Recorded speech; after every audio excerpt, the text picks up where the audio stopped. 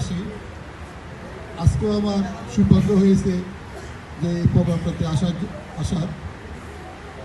আমি এই জন্য আয়োজক কমিটিকে ধন্যবাদ জানাই। আসলে বিজয়টা কি, এটাকে আমাদেরকে বুঝতে হবে। বিজয়টা আমরা কিসের জন্য বিজয়, কিসের জন্য এই বিজয়টা আসছে, কিসের স্বাধীনতা, যারা আমরা নতুন প্রজন্মের লোক আমরা অনেকেই জানি না। আজ থেকে 53 বছর আগে দেশটা স্বাধীন হয়েছে এবং এই 16 তারিখে বিজয় ঘোষণা হয়েছে। কিভাবে হলো? 9 মাস যুদ্ধ করে, কঠিন পরিশ্রম করে, কঠিন যুদ্ধ, তাদের সাথে পাকিস্তানি হানাদার বাহিনীর সাথে। কেন যুদ্ধ হয়েছে? এখন প্রশ্ন হলো কেন যুদ্ধ হয়েছে? যুদ্ধ হয়েছে এই জন্য আমরা বাংলাদেশ নামে একটি দেশ মানচিত্রের মধ্যে থাকার জন্য, বাংলাদেশ একটি দেশ শোষণ মুক্ত হওয়ার জন্য, বাংলাদেশ একটি দেশ বৈষম্য মুক্ত হওয়ার জন্য, এইসব কারণে যুদ্ধ হয়েছিল। এবং এই দেশে 30 লক্ষ লোক শহীদ হয়েছেন, 2 লক্ষ মা বোনের ইজ্জতের সম্পর্কের বিনিময়ে আজকের এই দেশের এই স্বাধীনতা। আমরা জানি এই 53 বছর বা 54 বছর আমরা যাই বলি, প্রকৃত যে স্বাধীনতার স্বাদ এই দেশের জনগণ পায়নি। এখন পর্যন্ত আমরা চেষ্টা করে যাচ্ছি, অনেক রাজনৈতিক দল, অনেক ব্যক্তি, অনেক প্রতিষ্ঠান, অনেক সংস্থা বারবার চেষ্টা করতেছে, বারবার ভেঙেতেছে, বারবার করতেছে। পরবর্তীতে কি হলো? গত 5ই আগস্ট আবার নতুন বাংলাদেশ নামে আবার একটা দেশ স্বাধীন হলো। এই 5ই আগস্ট স্বর্ণাক্ষরে বাংলাদেশ স্বাধীনতা হিসাবে আবার স্বর্ণাক্ষরে লেখা। আজকের যে স্বাধীনতা যে দিবসটা আমরা পালন করতেছি 16 ডিসেম্বর, দেখা যাবে যে ভবিষ্যতে এই 5ই আগস্ট একটা স্বাধীনতা দিবস হিসাবে ঘোষণা আসবে হয়তো। সেটা কেন আসবে? এই 53 বছর আমরা কি করেছি, কি না করেছি, সন্ত্রাস করেছি, দুর্নীতি করেছি, কি বলে মামলা মোকদ্দমা, এই যেসব করেছি, এই জিনিসগুলি এই 53 বছর যা যা হয়েছে তা তাই নির্ভর করে। সুতরাং আমাদেরকে বুঝতে হবে যে একবার আমরা দেশ স্বাধীন করেছি, একবার দেশ স্বাধীন করছি কিসের জন্য? দেশ স্বাধীন করেছি মানচিত্রের জন্য, একটা ভূখণ্ডের জন্য।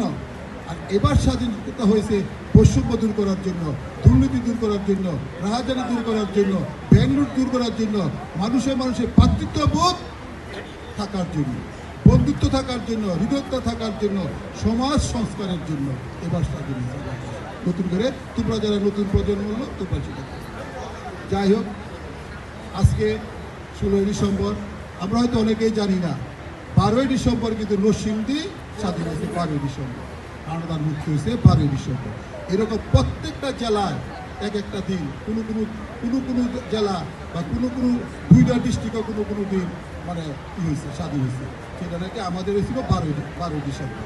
সর্বশেষ 16ই ডিসেম্বর রেসকোর্স ময়দানে আমাদের এই স্বাধীনতার যে স্বীকৃতি, সেটা হইল রেসকোর্স ময়দানে অরোরা এবং নিয়োজিত স্বাক্ষরের মাধ্যমে শেষ হয়েছে। যাক, আমি তোমাদেরকে বলবো, তোমরা যে খেলাধুলার আয়োজন করেছ এবং আজকের এই 16ই ডিসেম্বরটাকে আমরা স্মরণ করতেছি। এই 16ই ডিসেম্বর কিন্তু আমরা আনন্দের দিনও, পাশাপাশি সুখের দিন। সুখের দিন কেন? সুখের দিন এই জন্য যে 30 লক্ষ লোক আমাদের শহীদ হয়েছে। আর আনন্দের দিন এই জন্য যে আমরা এই দিনে আমাদের দেশ আমাদের স্বাধীন হয়েছে, এই জন্যই আমাদের আনন্দের দিন। যাই হোক, আমরা আনন্দ করব, উৎসব করবো, কিন্তু উশৃঙ্খলতা যাতে আমাদের মধ্যে যাতে না থাকে সেই জিনিসগুলো আমাদের সবসময় খেয়াল রাখতে হবে। এবং খেলাধুলার মাধ্যমে মানুষের মন সতেজ থাকে, খেলাধুলার মাধ্যমে মানুষের মন প্রফুল্ল থাকে, খেলাধুলার মাধ্যমে মানুষ খারাপ কাজ থেকে বিরত থাকে, খেলাধুলার মাধ্যমে মানুষ একটা পবিত্র দায়িত্ব পালনের মতো হয় যদি খেলাধুলা লিখতে পারে। সেই খেলাধুলা প্রতি বছরই করতেছ। আমি চাই এই দিনটাকে স্মরণ করার জন্য তোমরা যুগ যুগ ধরে তোমরা দিতে স্মরণ রাখবা এই আশাবাদ ব্যক্ত করছি।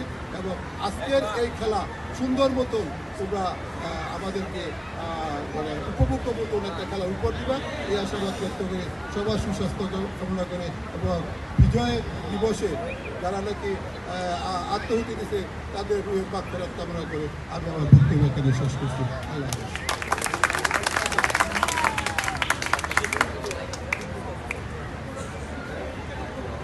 ধন্যবাদ জানাচ্ছি আজকের অনুষ্ঠানে সম্মানিত প্রধান অতিথি জনাব মোহাম্মদ মোস্তফা আজিজুল করিম সাহেবকে। তিনি খুব মূল্যবান বক্তব্য দিয়েছেন। এ পর্যায়ে অনুষ্ঠানে উদ্বোধন করার পালা। অনুষ্ঠান উদ্বোধন করবেন জনাব Mohammad Saidur Rahman Bhuiyan Sabbir, managing director Marshal Steel and Builders Limited সহ সকল অতিথিবৃন্দের মাধ্যমে আজকের অনুষ্ঠানের উদ্বোধন ঘোষণা করবেন। সেই জন্য আমি তিনিকে কিছু বলার জন্য বিনীতভাবে অনুরোধ জানাচ্ছি।